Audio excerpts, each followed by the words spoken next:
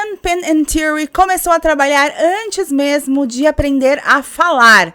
Aos 17 anos, ela já era uma das atrizes mais famosas do mundo. Mas por trás do sucesso de Heroes e Nashville, Hayden enfrentava uma realidade que quase ninguém conhecia. Dependência, depressão, um relacionamento abusivo, a distância da única filha e a morte do seu irmão. Em 2026, ela finalmente decidiu contar tudo e dizia acreditar que ainda tinha muita vida pela frente. Mas, infelizmente, o destino não quis assim. Oi, gente, meu nome é Vanessa Mariano e no Histórias Impressionantes de hoje, vamos conhecer a história de Hayden Panettiere.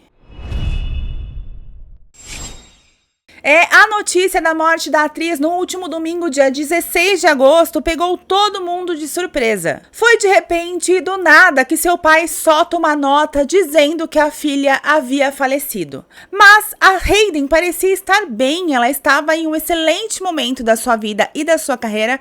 Então, se ela não estava doente, o que aconteceu com a Hayden? Vou contar para vocês tudo o que se sabe até o momento, mas antes, claro, vou trazer a história completa desde o seu nascimento até a sua morte. E vocês vão se surpreender ao saber que ela também foi uma vítima da indústria de Hollywood. Bom, bora do começo? Hayden Leslie Panettiere nasceu em 21 de agosto de 1989 e foi criada em Palisade, em Nova York. Então, ela faleceu dias antes de completar 37 anos. Sua mãe também era do meio artístico. Leslie Vogel, ela era atriz e produtora e conhecida pelo seu trabalho em Naomi e Eli, A Lista de Quem Não Beijar. Ela fez também Sister Sensei, enfim, ela ficou mais famosa lá nos Estados Unidos por fazer novelas. Já o seu pai é Alan Lee Panettiere, capitão do Corpo de Bombeiros de Nova York e mais conhecido como Skip. O sobrenome dele, que é um sobrenome muito difícil de falar, né, gente? Família Panettiere. Esse sobrenome é de origem italiana e significa padeiro. Então, padeiro em italiano é Panettiere. Ou essa pronúncia é em inglês, pra eu saber falar o nome. Eu ouvi a pronúncia em inglês, então eu não sei como seria em italiano. Talvez um Panettiere.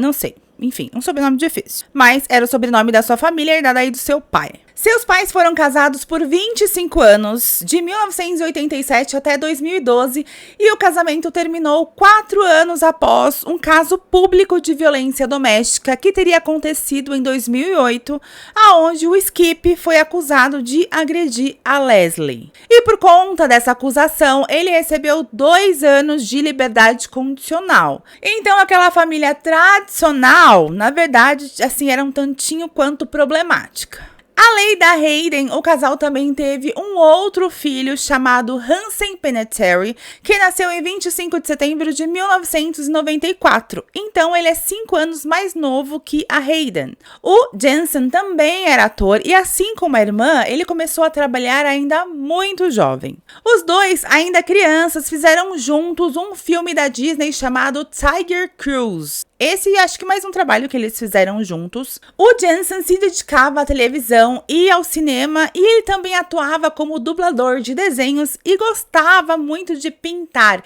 Ele era muito criativo, então ele tinha esse lado artístico bem aflorado. Eu não o conhecia e nem me recordo de nenhum trabalho dele, mas ele fez bastante coisa, como os filmes The Perfect Game, The Martial Arts Kids. Ele também foi a voz do menino Boca de Pá em A Era do Gelo 2. O de Gelo é o nome do filme.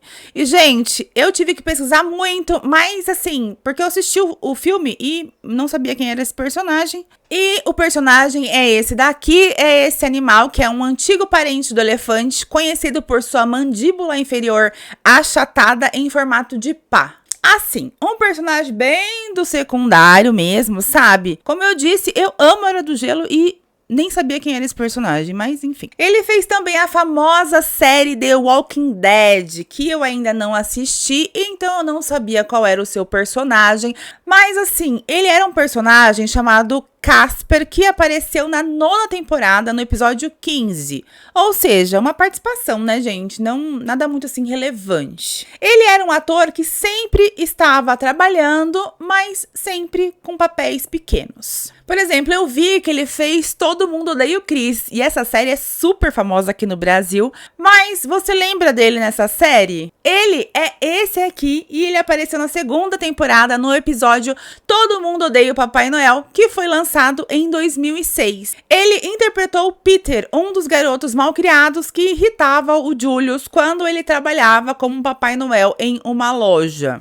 E assim, né, gente, nem todo mundo vira um astro de Hollywood, e sua irmã, claro, foi muito mais famosa que ele. Bom, mas vamos agora entrar na vida e na carreira da Hayden. Como a sua mãe era do meio, claro, ela levou a Hayden para esse mesmo mundo. Então, quando ela tinha apenas 8 meses de idade, ela assinou, ou melhor, a sua mãe assinou seu primeiro contrato com uma agência de modelos. E com 11 meses, ela apareceu pela primeira vez em uma publicidade e não parou mais. Ela fez muitas propagandas e comerciais. Em Hollywood, ela fez o seu primeiro trabalho aos 4 anos de idade na novela One Life to Live, e aos 8 anos ela integrou o elenco de outra novela chamada Gideon Light. Eu não sei muito bem como se pronuncia o nome dessa novela, mas assim, as duas novelas ela ficou assim por bastante tempo. As novelas dos Estados Unidos, ao contrário aqui do Brasil, elas são quase como uma série mesmo, sabe? Eu não sei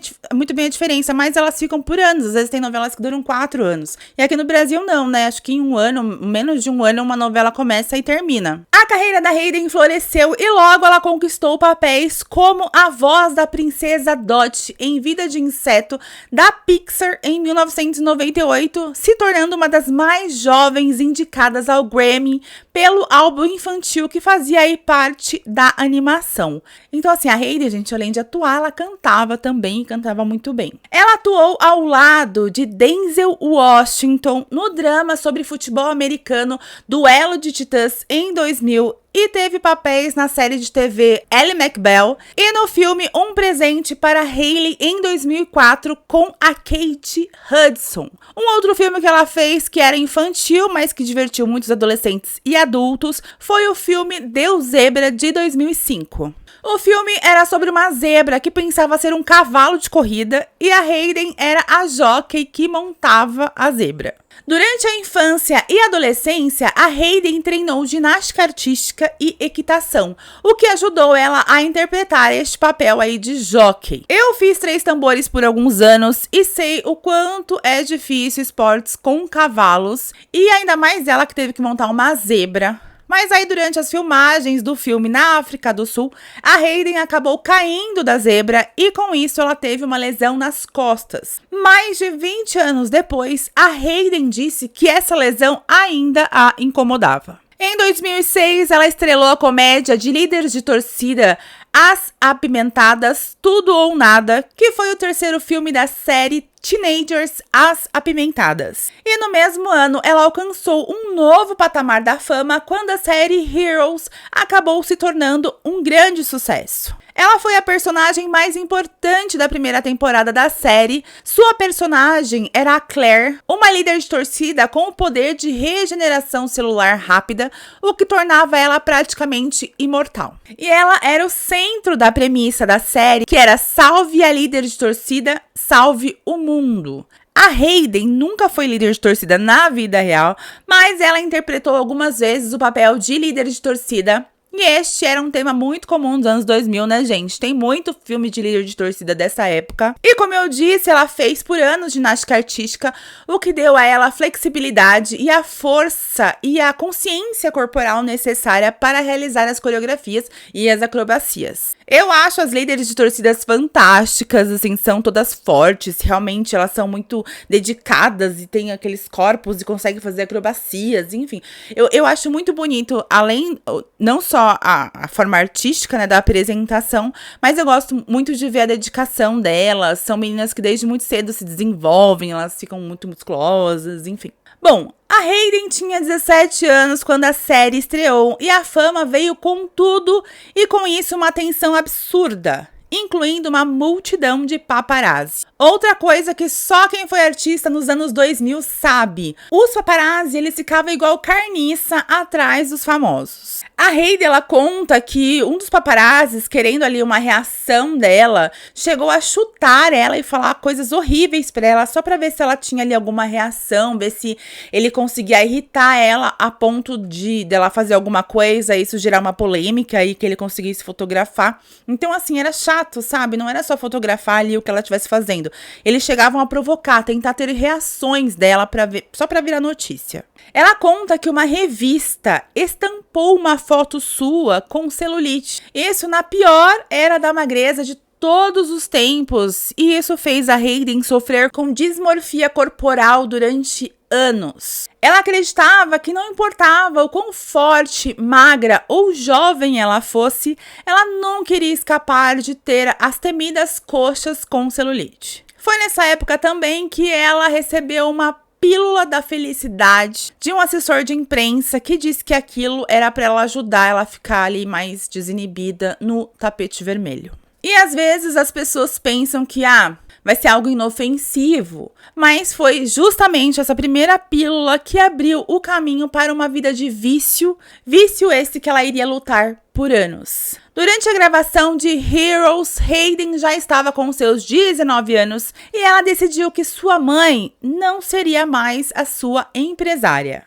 Desde que ela era muito bebê, era sua mãe quem cuidava da sua carreira. E aqui no Brasil, vimos recentemente um caso, com a Larissa Manoela, que aconteceu algo parecido, virou até lei. Mas, assim, os pais, eles se consideram donos das carreiras dos próprios filhos, Os filhos não são donos da carreira. Quem são os donos da carreira são os pais. E não era diferente com a Hayden. Ela disse que à medida que ela foi crescendo, a linha entre a mãe e a gerente ficou cada vez mais tênue. Ela meio que passou a ver a sua mãe como a sua chefe. Ela disse que tudo era profissional e que ela se tornou confidente, assistente, terapeuta, ombro amigo e tudo mais, menos a filha dela. E aí ela juntou coragem e disse para a mãe que não queria mais que elas trabalhassem juntas e que ela queria que ela fosse somente a sua mãe. Sua mãe apenas virou para ela e disse: "Você me deve uma." E foi só isso que ela disse e saiu.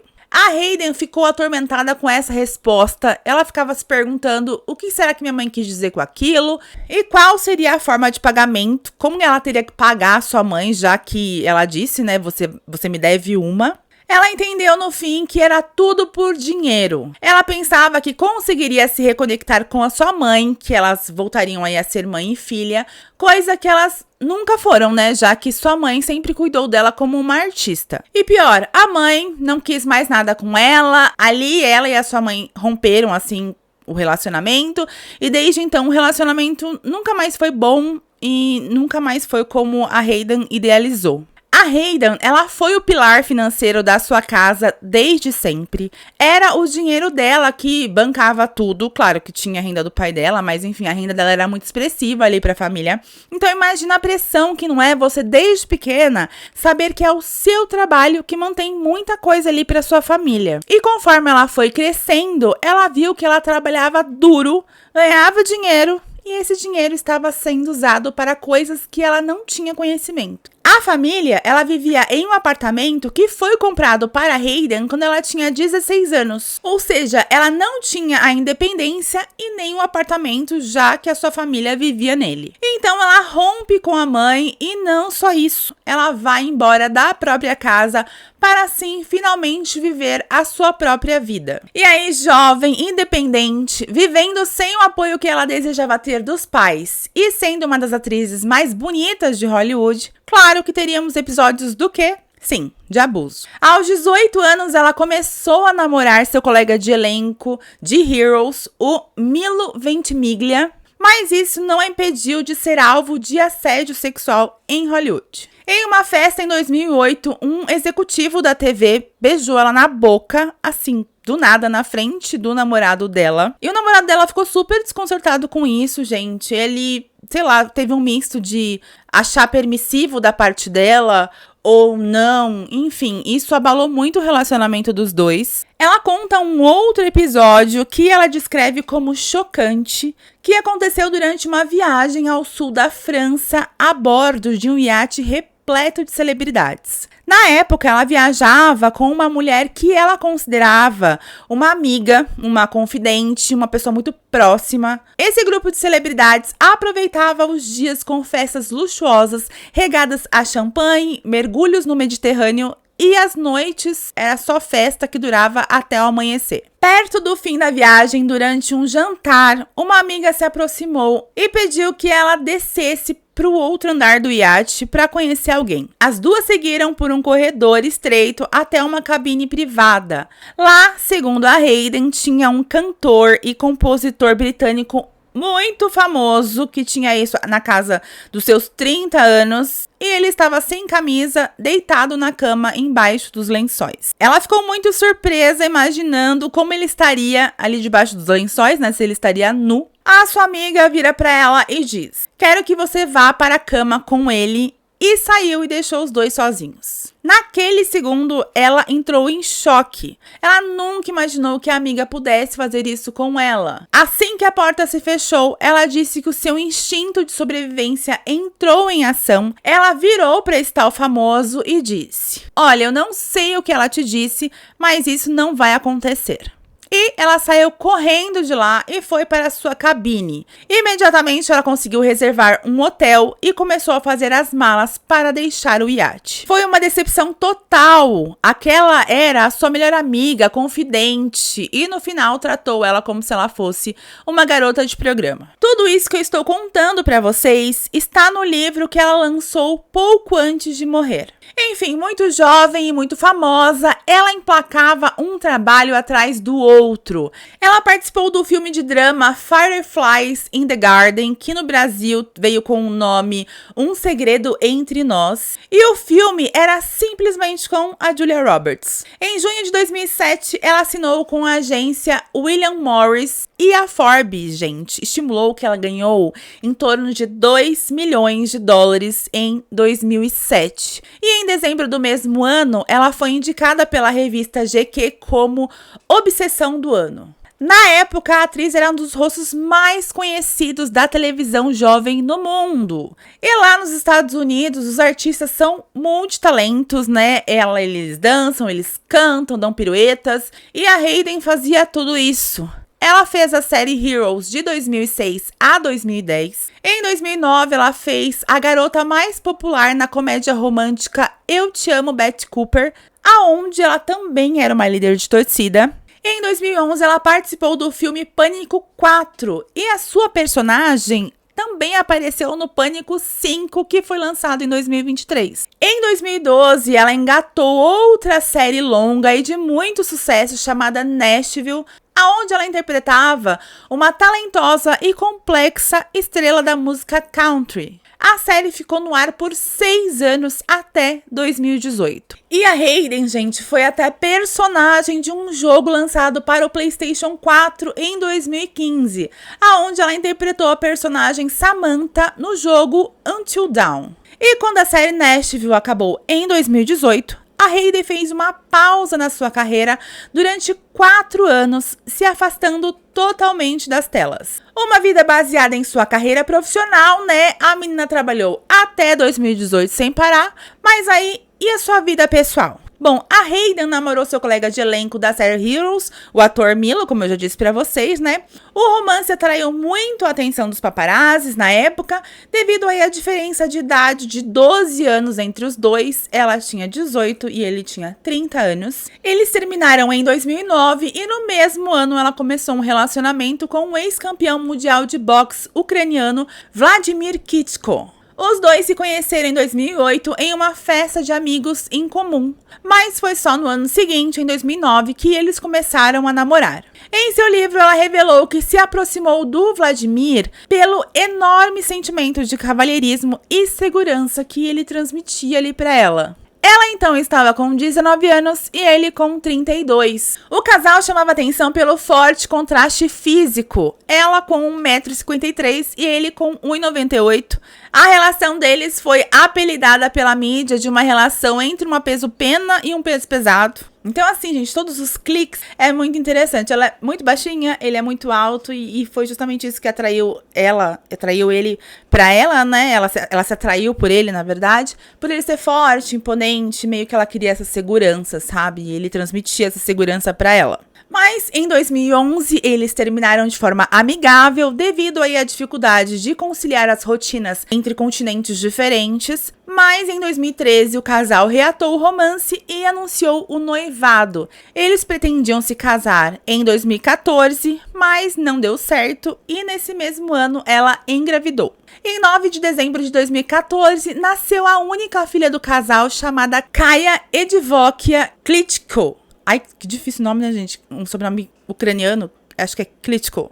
Não sei como se fala. Enfim, durante o período em que eles estiveram juntos, o casal, eles não moravam em um lugar fixo. Nashville era a base residencial principal nos Estados Unidos. A Hayden, ela morava e gravava lá a série Nashville. Inclusive, o casal comprou uma casa altamente segura na cidade para viver ali os primeiros anos da infância da filha. Como o Vladimir é ucraniano e mantinha sua carreira internacional de boxe baseada boa parte lá na Europa, ele passava longos períodos no continente europeu. Então o casal viajava frequentemente aí entre os dois continentes e assim era muito difícil para eles conseguirem conciliar as agendas. Logo após dar à luz, a Hayden desenvolveu um quadro severo de depressão pós-parto. Em seu livro, ela revelou ter sofrido um apagão total de emoções e uma enorme dificuldade para criar ali um vínculo com a sua bebê. E para mascarar a ansiedade e a falta de sentimentos, ela passou a consumir álcool e opioides de forma abusiva, chegando a relatar que precisava beber logo às 6 da manhã para conseguir funcionar e trabalhar na série Nashville. Realmente ela não estava nada bem, então quando a sua filha estava com 4 meses, a Hayden deu entrada em uma clínica de tratamento pela primeira vez. Esse período que ela ficou na clínica coincidiu com uma pausa programada nas gravações da série entre a 3ª e a 4ª temporada. Quando a 4ª temporada já estava no ar e os episódios voltaram a ser gravados, a assessoria da atriz fez o anúncio formal à imprensa de que ela se afastaria temporariamente, mais uma vez aí, para tratar a depressão pós-parto. Então eles conseguiram remanejar ali a série e ela conseguiu se afastar por um período, né, para fazer um tratamento holístico focado em sua saúde mental. Em seus relatos e no seu livro, a Hayden revelou que a experiência de gravar a série Nashville foi traumática e dolorosa. Os roteiristas da série incorporaram os dramas reais da atriz na história da sua personagem.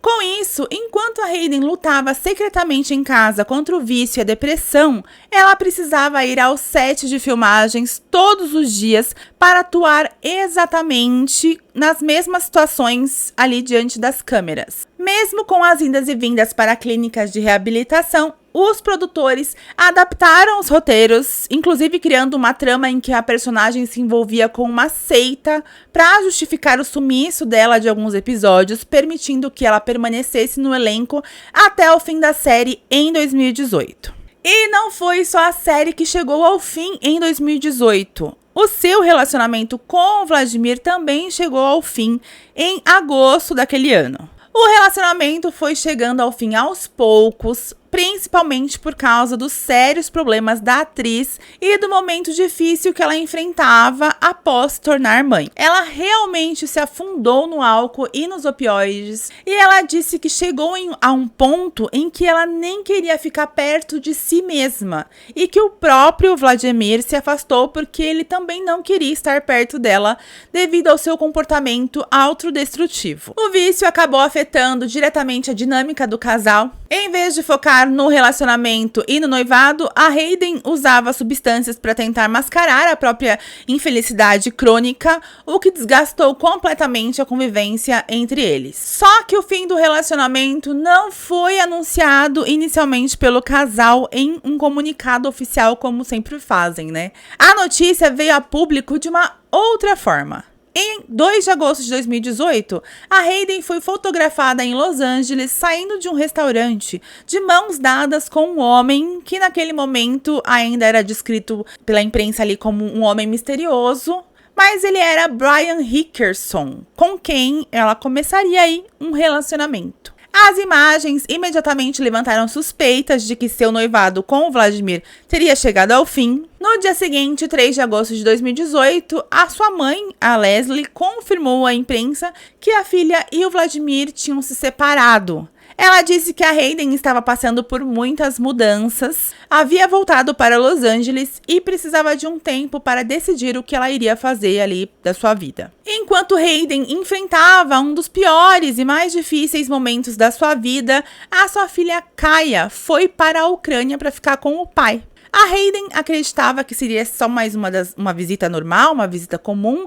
Ela sempre costumava fazer isso. Mas quando a Kaya já estava no país, o Vladimir comunicou que queria a guarda integral da filha. E a Hayden concordou e acabou assinando ali os documentos. Naquele momento, ela acreditava que iria se tratar, se recuperar e que quando ela estivesse melhor, a situação poderia mudar, eles podiam rever isso. Anos depois, ela revelou que assinar aqueles papéis foram uma das experiências mais dolorosas da sua vida. Mesmo assim, ela reconhecia que naquele momento, permitir que a Kaya permanecesse em um ambiente estável enquanto ela buscava ajuda era o melhor que ela poderia fazer para sua filha. Apesar do fim do romance e do distanciamento físico, Hayden e Vladimir mantiveram uma relação de profundo respeito e amizade. Os dois sempre trabalharam de mãos dadas na criação da Kaya. A atriz viajava com frequência para a Europa e mantinha contato diário com a menina por FaceTime. Ela sempre expressou muito orgulho da filha, que conseguiu crescer aí protegida dos holofotes. E assim, uma menina incrível, que pratica hipismo, fala 5 idiomas fluentemente.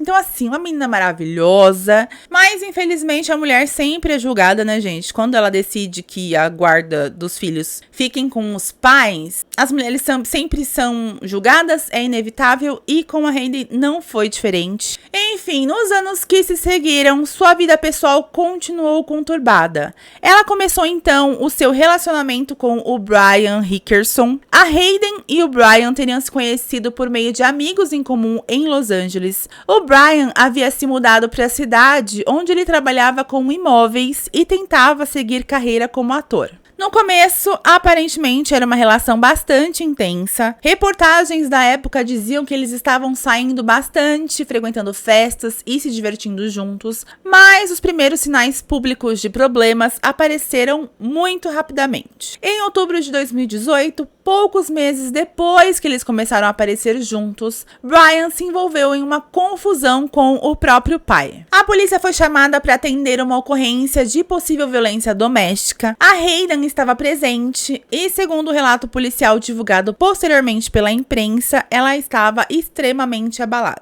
Naquela época, pessoas próximas a Hayden já demonstravam preocupação com esse relacionamento. O Brian, por sua vez, negou publicamente que amigos e familiares dela estivessem preocupados e afirmou que os dois estavam felizes e saudáveis. Mas a situação ficou muito mais séria em maio de 2019. Depois de uma noite que os dois haviam saído, houve uma discussão. A polícia foi chamada e, segundo as acusações apresentadas posteriormente, a Hayden apresentava marcas no seu corpo. O Brian foi preso e acusado de violência doméstica. Posteriormente, ele recebeu uma ordem judicial para manter distância da Hayden, porém, esse primeiro processo acabou sendo posteriormente arquivado. Apesar disso, o relacionamento não terminou definitivamente. Em 14 de fevereiro de 2020, Dia dos Namorados, Brian voltou a ser preso após outro episódio envolvendo a Hayden. Esse acontecimento seria parte de uma situação judicial muito grave.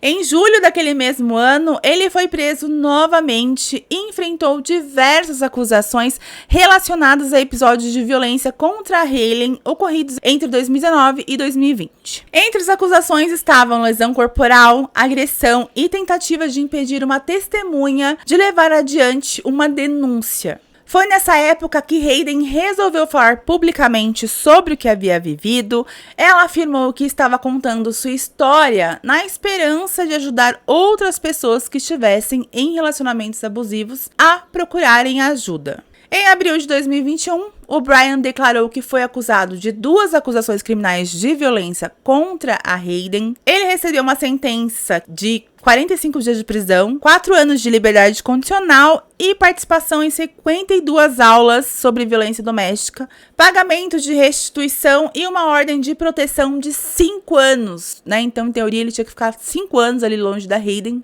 Contudo, depois que o Brian cumpriu a sua pena ali daqueles dias, a Hayden voltou a ter contato com ele. Em 2021, os dois foram vistos juntos novamente. O Brian afirmou naquele momento que eles não haviam reatado o namoro, mas estavam aí tentando construir uma amizade. Mais tarde, a Hayden explicou que os dois haviam trabalhado individualmente em seus problemas e que o Brian estava buscando recuperação. Ela dizia acreditar que pessoas poderiam mudar e fazer reparações pelos erros que cometeram. Mas aí, em março de 2022, os dois voltaram a ser manchete. Hayden e Brian estavam na Sunset Marques, em Los Angeles, quando Brian se envolveu em uma discussão com outras pessoas. A situação evoluiu para uma briga do lado de fora do estabelecimento. A Hayden tentou intervir e chegou a cair no chão durante a confusão. Por sorte dela, ela não se machucou. Então foi uma relação muito conturbada, cheia de indas e vindas. Ele aprontava e a Hayden acabava voltando, acreditando que ele poderia mudar. Em suas memórias, agora de 2026, a Hayden voltou a falar sobre a dificuldade de romper completamente com uma pessoa abusiva. Ela comparou esse processo a arrancar uma erva daninha cujas raízes estão profundamente entrelaçadas na sua vida. Ela disse que você acredita que conseguiu remover, mas do nada ela reaparece. E as recentes informações publicadas agora em 17 de agosto de 2026 indicam que o Brian continuava fazendo parte da vida da Hayden de alguma maneira. Não se sabe se como amigo, mas eles sim tinham contato ainda hoje, ainda esse ano. Olha aí quanta coisa na vida da Hayden: pausa na carreira, depressão pós-parto, separação, perda da guarda da filha, relacionamento abusivo, dependência de álcool e de remédios. E em 2023, a Hayden sofreu outro golpe devastador.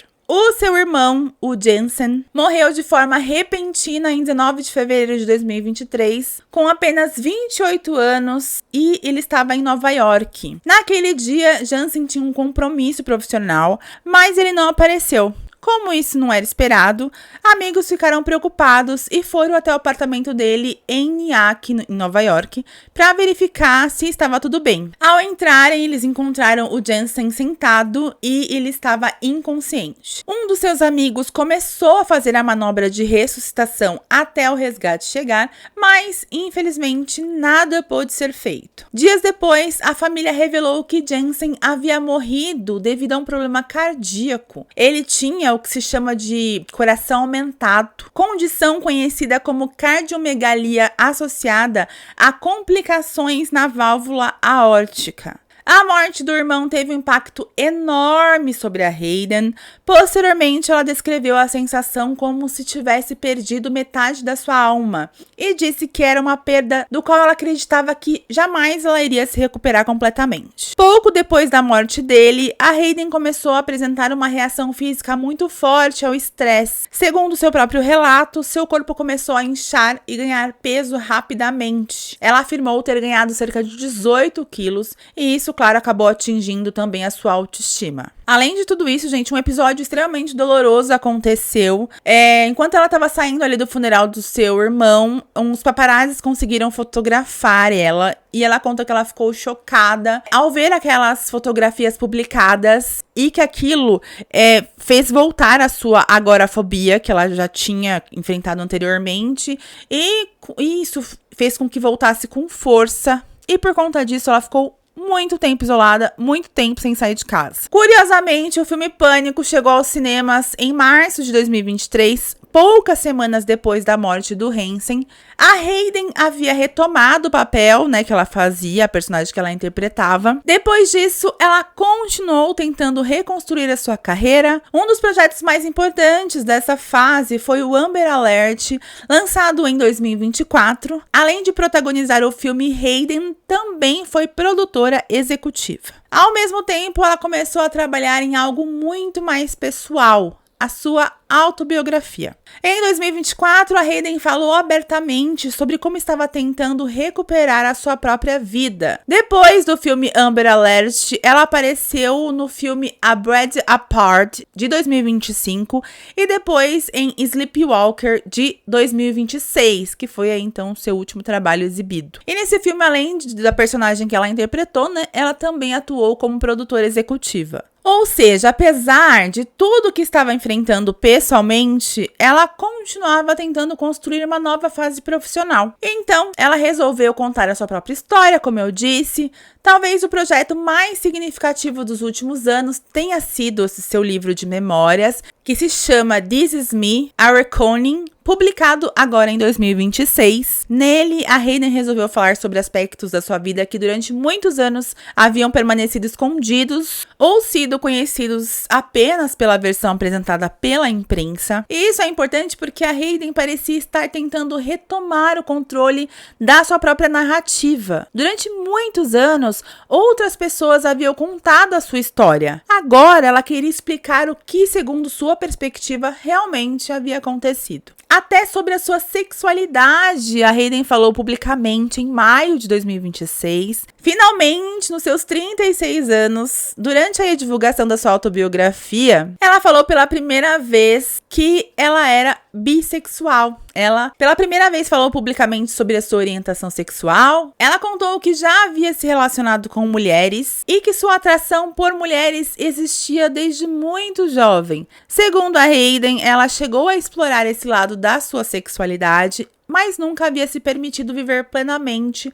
porque a sua vida era constantemente acompanhada por paparazzi e ela tinha medo de precisar esconder um eventual relacionamento. Ela também explicou por que demorou tanto para falar sobre isso. Durante a sua infância e juventude, ela sentia que precisava manter uma imagem de perfeição e não era incentivada a simplesmente ser ela mesma. Mais tarde, quando várias mulheres famosas começaram a se declarar bissexuais, a Hayden teve receio de que, se ela falasse que ela também era, as pessoas achassem aí que ela tava só querendo seguir uma tendência. Então, finalmente, agora, quando ela tava aí dando as entrevistas, quando ela foi perguntada aí da sua sexualidade, finalmente ela respondeu: sim, eu sou bissexual. E essa é a primeira vez que consigo dizer isso em voz alta. Ela ainda revelou algo interessante. Disse que já havia namorado mulheres, mas que nunca tinha se apaixonado por uma mulher. A própria Hayden acreditava que isso poderia estar relacionado ao medo de assumir publicamente um relacionamento e a falta de privacidade que enfrentou durante praticamente toda a sua vida. Então, o ano de 2026 estava sendo um ano em que a Hayden estava se permitindo viver. Ela deu muitas entrevistas por causa do lançamento do seu livro e, apesar de tudo que ela havia vivido, ela falava muito sobre o seu futuro nessas entrevistas. Ela dizia acreditar que ainda tinha muita vida pela frente e demonstrava esperança de estar entrando em um capítulo diferente depois de muitos anos difíceis. Tudo parecia estar indo muito bem, até que, no sábado, dia 15 de agosto de 2026, a Hayden viajou de Los Angeles para a Carolina do Sul, acompanhada, sabe de quem? Sim, do seu ex-Brian. Como eu disse, foi uma relação de idas e vindas, eles diziam ser amigos, mas enfim, não se sabe, só sabe que ele viajou com ela. Lá ela fica em um apartamento em Greenville, no Judson Mill Lofts, e esse apartamento está ligado ao Brian ou ao irmão dele, não se sabe, mas um dos dois é dono desse apartamento. Um detalhe que foi levantado é que a Hayden estava com dores, uma fonte afirmou que ela estava sofrendo de fortes dores nas costas naquele período. No dia seguinte, dia 16, no domingo, segundo as autoridades, uma pessoa conhecida da atriz fez uma ligação para o 911 por volta das 13h51, ou seja, 1h51 da tarde, informando que a Hayden não respondia. Quando os socorristas chegaram no local, eles encontraram a Hayden inconsciente e em parada cardíaca. Os paramédicos iniciaram imediatamente medidas avançadas de suporte cardíaco e tentativas de reanimação. Mas, infelizmente, a Hayden não respondeu a essas manobras. Então, às 2h32 da tarde, aproximadamente 40 minutos depois da chamada inicial, ela foi oficialmente declarada morta. Mas como assim? O que teria acontecido com a Hayden? Na ligação para a emergência surgiu a informação de overdose, tanto que a ocorrência que os socorristas foram atender era de uma pessoa em parada cardíaca por uma possível overdose. Além disso, foi relatado que havia Narcan no local. E Narcan, ou naloxona, é um medicamento utilizado para reverter rapidamente os efeitos de uma overdose por opioides. Mas assim, uma coisa importante de se dizer nesse momento é que nem a presença de Narcan nem a referência à overdose na solicitação da emergência provam a causa da morte. Segundo as informações disponíveis, também não está esclarecido publicamente se a Hayden tomou o Narcan. Mas aí, em meio a tudo isso, cadê o Brian? Não sabemos. Na verdade, não sabíamos. Mas enquanto eu fazia a edição do vídeo, novas informações surgiram. Segundo o TMZ, o Brian e o seu irmão chamado Zack estavam presentes no apartamento quando a Hayden sofreu a parada cardíaca. De acordo com o boletim de ocorrência divulgado pela polícia, o irmão do Brian, o Zack, foi quem de fato encontrou a Hayden inconsciente em uma cadeira da sala, enquanto o Brian estava dormindo em um outro quarto. O Zack, então, é quem chama o resgate e o Brian só acordou com a chegada dos paramédicos. Gente, olha aqui, a morte foi muito parecida com a morte do irmão, né? Que os amigos também chegaram e pegaram desacordado, enfim. Tem essa semelhança com a morte do seu irmão. No boletim também dizia que o Zack estava muito abalado enquanto os socorristas tentavam reanimar a Hayden. Já o Brian só teria demonstrado reação após a confirmação da morte dela no local. Outra informação nova também é que o Brian entregou aos socorristas uma sacola com os medicamentos que a atriz usava, o que reforça aí a suspeita de overdose. E uma atualização que saiu agora sobre as investigações: na madrugada de quarta-feira, dia 19, policiais foram vistos batendo na porta e inspecionando a residência da família do Brian na Carolina do Sul. Embora ele não tenha sido acusado de nenhum crime relacionado à morte, a polícia busca esclarecer a dinâmica do ocorrido. Então, a cada momento, novas informações e homenagens acontecem. Saiu agora também a divulgação de uma publicação feita pelo Griff First, que trabalhou com a atriz no set de A Bread Apart, lançado em maio de 2025. Em um recente vídeo compartilhado em seu Instagram, cerca de 2 dias após a morte ser confirmada, o diretor revelou que sua equipe discutiu sobre fazer uma intervenção com ela semanas antes. Então, pessoas próximas da atriz queriam fazer uma intervenção e esse Griff foi chamado para participar. Ele ainda reforçou dizendo que estava torcendo para que a estrela vencesse o vício sobre o qual ela mesma falava abertamente e publicamente. Então, gente, olha aí outro fato importante. Foi discutido aí entre pessoas conhecidas, amigos, pessoas que trabalhavam juntos da Hayden. Foi discutido aí sobre a intenção de fazer uma intervenção, mas infelizmente não foi feito. E então, quem sabe, né, se eles tivessem tido alguma atitude, talvez isso não teria acontecido, né? Enfim. E, gente, agora essa é a última notícia que eu vou colocar nesse vídeo, porque depois eu tenho que subir ele pro YouTube. Mas acabou de sair também no momento em que eu estou editando esse vídeo. Eu estava editando ele agora no dia 20, às 9 horas da noite. E aí eu vi uma informação nova. O Brian, ele finalmente se manifestou através de um comunicado enviado por seus advogados ao site TMZ nesta quinta-feira, dia 20 de agosto. Ele pediu respeito à família e destacou que as investigações sobre o caso seguem em andamento. A morte de Hayden continua sob investigação e é importante permitir que essa investigação prossiga, por respeito aos entes queridos da Hayden e a investigação em andamento, não haverá mais comentários nesse momento, disse aí a nota publicada. Até agora, as autoridades dizem que não encontraram indícios de crime ou circunstâncias suspeitas. Na segunda-feira, dia 17 de agosto, o escritório do legista do condado de Greenville realizou a autópsia. E surgiu uma primeira informação importante. Não foram encontrados sinais de trauma que tivessem contribuído para a morte.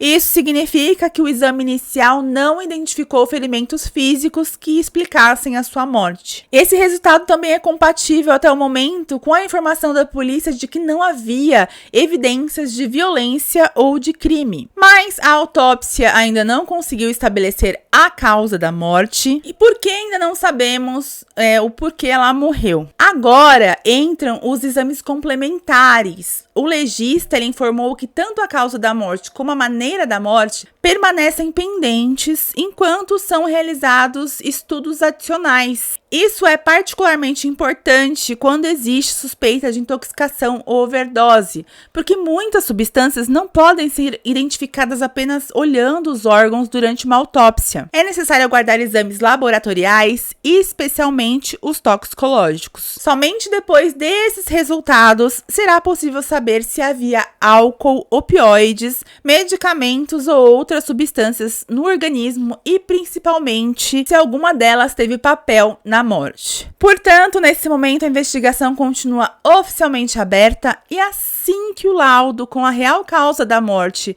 for apresentado, eu trago a informação aqui para vocês em um comentário aqui no vídeo, né? Ou eu faço um outro vídeo para esclarecer. Nós sabemos do histórico de dependência da Hayden, mas ter histórico de dependência não significa que uma morte inesperada tenha sido causada por drogas. Precisamos realmente esperar os laudos. Também não há evidência de que ela tenha se desvivido. Como eu disse pra vocês, ela estava feliz, cheia de planos. Ela mesma disse que ela tinha muita vida pela frente. A Hayden foi uma atriz que marcou muito a minha adolescência. E sua morte tão precoce, né, com apenas 36 anos, dias antes dela completar 37, sendo que ela estava aí retomando a sua carreira. Com certeza ela teria muitos outros papéis incríveis para fazer. Enfim, tudo isso me surpreendeu muito, surpreendeu o mundo, né? E aí, quando eu fui conhecer a fundo a vida dela pra fazer aqui o vídeo pro canal, foi que eu fiquei completamente surpresa. Durante décadas, eu conheci a Hayden atriz e nunca imaginei as batalhas que ela enfrentava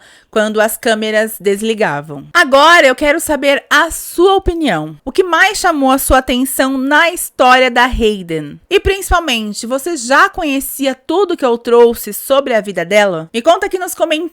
Se você gosta de conhecer a história completa por trás de casos que ganharam repercussão no mundo inteiro, se inscreve no canal e ative as notificações. E é isso, gente. Muito obrigada por terem me assistido. Um beijo. Tchau.